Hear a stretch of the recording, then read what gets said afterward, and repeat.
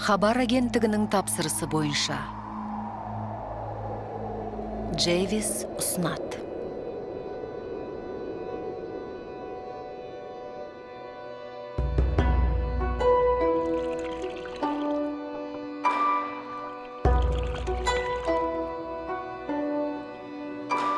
Ел ғамын ойлаған ердің қолжаулығы боп, садаға кету, есті елдің тірлігі.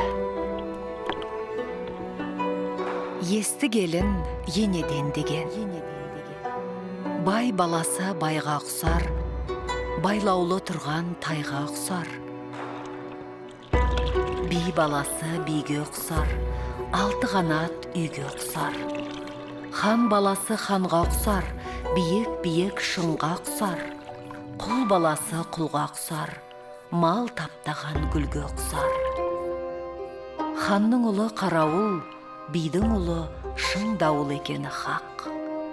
Көргені жақсы көш бастар деген. Алайда тәлімді тәрбиеменде үлкен мәдениет, иба әдепке жетуге болады. Ол үшін тамыры сонау тереңге кеткен өткенімізді, салтымызды, солар арқылы өз болмысымызды тауып соған жүгінеміз. Егер оны тапсаң, адастырмас темірқазықты таптым дей бер.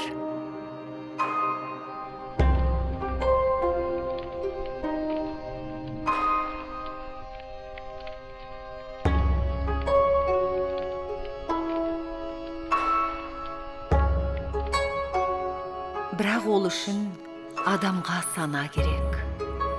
Атам қазақ, бала берсең сана бер десе, білімдіден шыққан сөз, талаптыға болсын кез. Нұрын, сырын көруге, көкірегінде болсын көз дейді абай. Көкірек көздің ашық болуы да бір үлкен бақыт.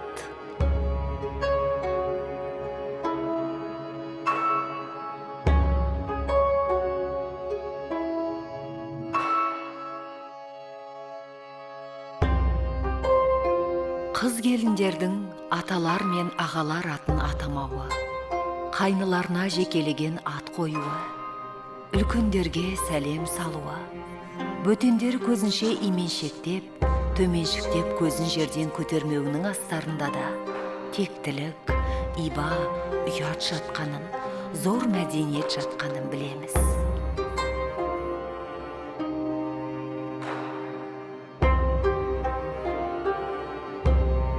Ал ұлы өскіннің өжет болуы, ел мен жер үшін кез келген уақытта құрбан болуы, ер намысын тоғып ұстап, біреудің ала жібін аттамауы, аталарына сөз келтірмеуінің де төркіні мәдениеттен туған әдепте жатыр.